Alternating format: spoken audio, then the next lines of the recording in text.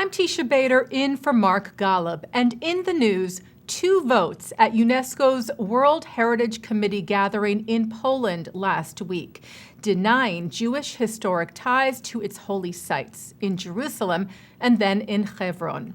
Israeli leaders and Jewish leaders here in the United States are outraged over what they call efforts to rewrite history. Dan Mariaschin is CEO of B'nai B'rith International, one of several Jewish American organizations who strongly condemned the UNESCO resolutions. He joins me now over the phone from his offices at B'nai B'rith headquarters in Washington, D.C. Thank you so much, Dan, for speaking with us here on JBS. Thank you, Teisha. Good to be with you. Thank you. So, 2 resolutions were put to a vote last week at the gathering of the World Heritage Committee at UNESCO, which is the United Nations cultural arm. The first resolution was sponsored by Jordan. It refers to the old city of Jerusalem. Let's talk about that first resolution first, and if you could just talk a little bit about this resolution. I know B'nai B'rith had written a letter to the World Heritage Committee ahead of these votes. Talk a bit about your concerns and about what happened at the vote last week. Well, actually, that resolution that was adopted last week was the third resolution coming out of UNESCO in the past year. You remember the first one was one that changed the name of the Temple Mount to Haram al-Sharif from the Temple Mount. And then there were 2 subsequent resolutions, one of which was the third, which came last week. This is another example of the UN system being used, being gamed by the Palestinians and those who support them to delegitimize Israel, to try to de-link, connections between historic connections, ancient connections between the Jewish people and Jerusalem and Jewish holy sites. And this just continues incessantly at UNESCO. But UNESCO is not the only UN agency. It's the UN Human Rights Council, now the World Health Organization. All of these efforts are geared to delegitimize Israel. And these are issues that we continue to speak out against. We meet with representatives of various governments who sit on these various committees. And we basically say, look, this is getting us nowhere. If you believe in resolving the conflict, if you believe in some kind of a peaceful resolution of this conflict, doing these kinds of resolutions sets back efforts toward peace. It certainly doesn't advance them. So let's talk a bit about this recent resolution about Jerusalem. As you mentioned, there have been previous ones from UNESCO. This one calls Israel the, quote, occupying power. It rejects any Israeli sovereignty in Jerusalem. It condemns Israel for actions like excavations going on in the city. The previous resolutions that UNESCO passed, as you mentioned, does only refer to the Temple Mount by its Muslim name. This one, according to what I read, does at least acknowledge that the holy sites in Jerusalem are holy and significant to the 3 monotheistic religions, Judaism, Christianity, and Islam. Do you see that as any sort of an improvement? Do you think that was a conscious effort? Obviously, it doesn't take away from the main thrust of what the resolution is saying, that's rejecting any ties, Jewish ties to Jerusalem. But do you think that small difference is significant in any way, or what do you make of that? Well, I think we don't deny that there is a connection of the 3 religions. The reason that this language gets into these resolutions is part of the parsing process that goes on at these UN agencies. So in order to get as many votes as you can get, there's a little bit of horse trading in terms of the language in order to achieve a high vote total. But at the end of the day, to declare Israel the occupying power and that Israel has no sovereignty, that's the main point as far as the Palestinians are concerned. And in that regard, they were successful. So Yes, the language speaks the truth. It says that the three religions have a tie, but the real ulterior motive here is to move the more damaging words, which are occupying power and no sovereignty. So this is a part of a game that's played at the UN. By the way, not only on issues affecting Israel and the Middle East, but on almost everything that comes before UN bodies where there's some kind of controversy. Absolutely. And Dan, during the vote last week on Jerusalem, there was also a moment of silence held for victims of the Holocaust, because the gathering took place in Krakow, Poland, very close, of course, to the location of some of the death camps during the Holocaust. That somehow turned into something political as well. Can you discuss that? What happened there? Yeah, well, what happened is I think the Cuban delegate introduced or called for a moment of silence for Palestinian victims. Now, I mean, to make the equivalence, first of all, on its face, to make this kind of equivalence is just an outrage. But it shows you what little regard many delegates, not all, but many delegates, have for the solemnity of the Holocaust itself. That you're absolutely right. Just miles away at Auschwitz, the worst crimes in history were committed against the Jewish people. And the suggestion that there be a moment of silence, which came from the Israeli ambassador, was absolutely in order given where they were sitting. And I might also add, given the fact that the UN, or at least over the past dozen or so years, has put together a program of Holocaust remembrance, usually in January around International Holocaust Day. So for a delegate from another country to stand up and say, well, if you want to do that, let's talk about Palestinian victims, we're talking, many of whom were terrorists, many of whom had carried out acts of terror against Israelis. So it's absurd that otherwise, intelligent people can engage in this kind of activity, but they do, and that is one of the reasons why people keep calling into question the relevance of the United Nations when it comes to the Middle East, when it comes to Israel, where Israel is constantly being subjected to bias and unfairness. And let's talk about that for a moment before we get to the Hebron resolution. This incessant focus, this incredible singling out of Israel at the United Nations, at the UN bodies like UNESCO, like the World Heritage Committee. How do you explain that? And it seems to have just gotten more and more intense over the last few years. Well, there's a lot of go along to get along at the United Nations, and there's some of that. Much of this, of course, is ideological. But what we say to diplomats, and B'nai B'rith has been at the UN since its founding in 1945. We received our first credentials as a non-governmental organization at the UN in 1947. We're accredited at UNESCO. We're accredited at the Human Rights Council and other places in the UN system. And what we tell diplomats when we meet with them is that the politicization of the UN, largely over the question of bias toward Israel, really moves the UN to irrelevance. And I think that the new Secretary General of the UN, Antonio Guterres, who's a former Prime Minister of Portugal, I think he gets this. He's already made a couple of speeches where he's talked about the unfairness toward Israel. And I think in some of the discussions that we've had with some diplomats, they recognize that. Things are beginning to change.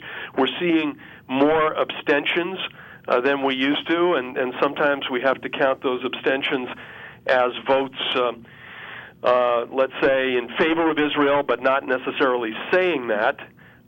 So the wise folks who represent their countries at the UN, I think, are beginning to realize that all of this, which singles out Israel, either does not get the peace process anywhere, which we've talked about, but it also really affects the credibility of the United Nations. And that's where we are right now, and this is what we tell them, and let's hope that the wheels turn in a different direction here, but I'm not very sanguine. So let's talk about the Hebron resolution, which was just passed on Friday. It declares two really very major issues. One is it declares the old city of Hebron as an endangered and then Palestinian World Heritage Site. So there are those two issues, really, the fact that they're calling the site in danger and the fact that they deem it Palestinian. Can you talk about those two issues? Yeah, but it's important to note that, again, the World Heritage Committee, which is kind of an adjunct of UNESCO, has tried this. The Palestinians have tried this before in the WHC when they tried to name Rachel's tomb, Kever Rachel, also with that same and put it in that same category. So, first of all, on endangered, absolutely not endangered. For goodness sake, Jews could not pray at this site until 1967. Israelis could not pray at the site. This was absolutely off limits when it was under Jordanian control. And since 1967, it's been open. It's been open to all faiths. So as far as it being endangered, it's just an outright slander. There's no other way to categorize it. And as far as it being a Palestinian site, this again is another example of the Palestinians taking a big eraser to history. This was David's first capital. The patriarchs and matriarchs are buried there. I'm reminded when in earlier negotiations where Yasser Arafat is said to have said to Bill Clinton, what temple, on the Temple Mount. It's the same thing here. They are really dismissing and erasing Jewish history and appropriating the site, and that is the outrage that this second resolution of last week is, and it's very important for us and for friends of Israel, and for friends of some kind of reasoned international discourse to call it out for what it is. Now, one of the points you make, and of course, Israeli Prime Minister Benjamin Netanyahu made the same point, the irony of calling the site in danger when Israel is one of the few, if one of the only perhaps, places in the Middle East that protects freedom of worship for all religions, that protects the tomb of the patriarchs in Hebron, protects the holy sites in Jerusalem, etc. He said everywhere else in the Middle East, mosques, churches, and synagogues are being destroyed. In Israel, this is actually the place where we are protecting these religious sites. And for this resolution to come and say that this is an endangered site is truly insulting, to say the least, to the state of Israel and to the Jewish people. Absolutely. Well, certainly more than insulting, and that is the difference. I mean, when we see churches throughout the Middle East, in Iraq and in other places over the past 5, 6, 7 years being desecrated, when we see Christian communities endangered, when we see Yazidis endangered. I mean, you think about really what Israel has created here since 1967 for all of these sites. As you've said, they are open, they are free to worship at, they are really Israel's custodianship of these places has been exemplary. But again, it's part of the big lie. And what is it that they're trying to do? This whole effort here, again, it's to delegitimize. It's to rewrite history, and there are many folks out there who don't follow these issues closely. And if you say, well, Israel, harms these places or engages in some kind of activity there, which lessens safety in some way. It's an outrage, and there are people who buy this and who feel that they're hearing the truth, when in fact this is not the truth. So it's way more than an insult, but it's part of a big lie policy and a big lie campaign by the Palestinians. They know. Their leadership, I'm sure, understands full well the history here, and they're seeking to rewrite it, and they're seeking to erase it. And we need to constantly call them out on this, speak out, and do what we can in the diplomatic communities around the world to try to change these votes. So what is the significance, do you think, of this vote at UNESCO? I mean, is this really, there's some Israeli officials that said, it's, this fake committee, referring to the World Heritage Committee, and sort of dismissing the perhaps weight of the vote. But as you said, it's all part of this bigger picture. So how do you answer to that? Well, I think what happens here is that when these votes are taken, and I think this is the damage that's caused, when these votes are taken, it raises Palestinian expectations to unmeetable levels. They feel they have the international community at their back. When these votes are taken, year after year, agency after agency, where they have these quote-unquote victories on these votes, they feel they have the international community behind them, and they therefore see no reason to go to a negotiating table and negotiate. And as long as they have that feeling and they believe that the international community is there for them and has their back, they're going to say, why should we go to a negotiation? And the other side of that coin is that Israel says, what is it that we have to do to get a fair break at the United Nations? We can't get a fair break wherever it is. They're rewriting history. If you go to the Human Rights Council, resolutions on the Golan Heights, for example, which just kind of stand in the face of what's happening on the Golan right now in terms of the absolute chaos that's Syria, but countries year after year support it. So what you have is not an organization in the United Nations which really is working to resolve a conflict. You have instead an organization that enables one party, the Palestinians, to continue to advance their narrative at Israel's expense. Give you another example at the UN. You have these committees which came into existence in the 1970s. One is the Committee on the Inalienable Rights of the Palestinians, which is a committee that sponsors conferences and photo exhibitions about the Palestinians. You have the Special Division for Palestinian Affairs in the Secretariat of the United Nations. No other single people has its own special division. In the Secretariat, you have the Asian division, you have the European, you actually have two European divisions, you have Africa. The world is divided up by geography in these divisions. Palestinians have a special division.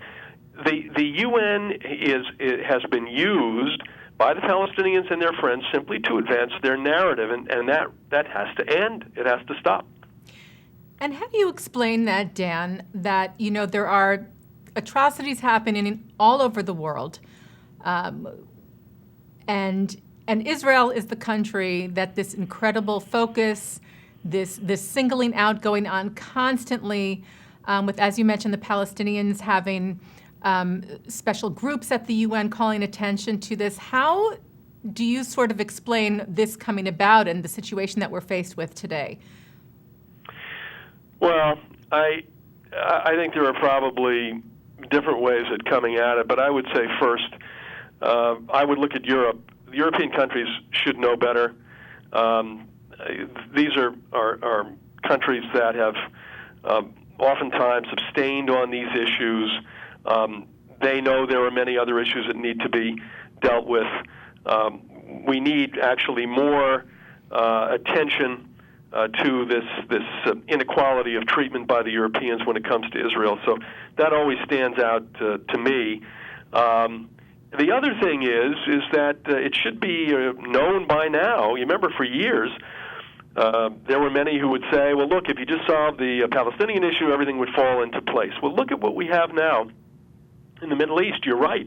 You've got the problems in Iraq, Iranian influence in Iraq. You've got the Syrian civil war, the Iranians and Hezbollah in Syria. You have Lebanon, which is basically a wholly owned subsidiary of Iran, Inc. You've got problems which continue in Libya. You've got problems in the Sinai. Everywhere you look, not to mention the broader question of Shia-Sunni the contentiousness. And then, of course, Iran looming over everything else with its nuclear program and with support for international terror and its human rights violations. And you're right why is it that with all of that, the UN still has time to devote most of these resolutions in these bodies to Israel? I don't know. We could ascribe it to anything from anti-Semitism to simply not wanting to get involved or not wanting to insult one party or the other. But it's a bad mix, and it's a perfect storm of hatred for Israel. We know that. So what Jewish organizations are doing, and hopefully our friends in the international community are doing to help us as well, is to call attention to this and to do it every day. We're getting these resolutions. We try to be as proactive as we can to call out the hypocrisy and the wrong-headedness of this. But it doesn't give us a moment's rest, and it shouldn't. We have to confront this really every day in our various ways in our organizations, and we here at B'nai B'rith, of course, try to do that as well.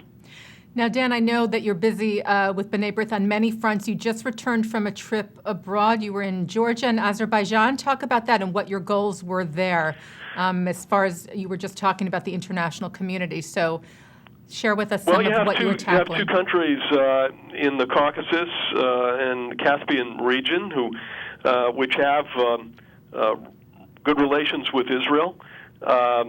Georgia, of course, has a Jewish community that goes back, some say, as far back as 2,600 years. It's a very proud Jewish community. Georgia has been a largely benevolent place for Jews over the years, over the millennia, over the centuries.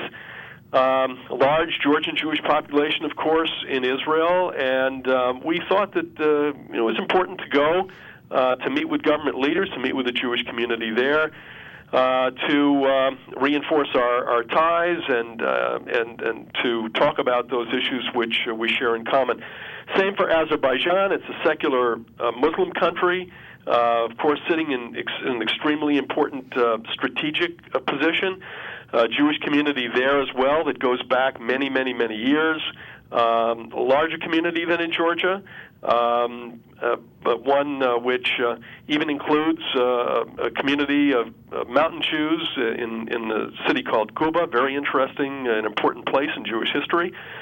And again, the same thing there, talking with government officials and with Jewish community leaders about things that we share in common. So it was an important visit for us, and something that our organization engages in as we look to build bridges and to build friends for Israel and for Jewish communities globally.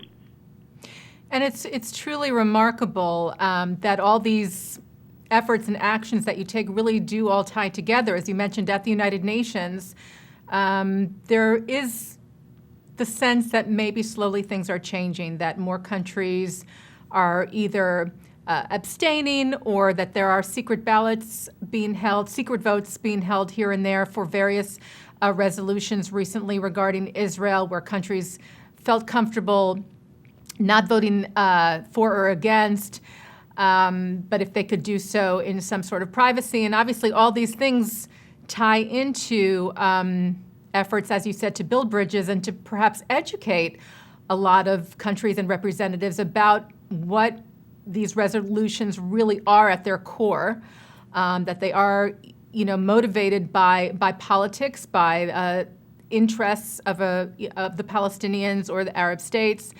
And it really does all tie together into one piece. It's quite remarkable, actually. And as you said, the efforts, I'm sure, don't stop for a moment for organizations like B'nai B'rith.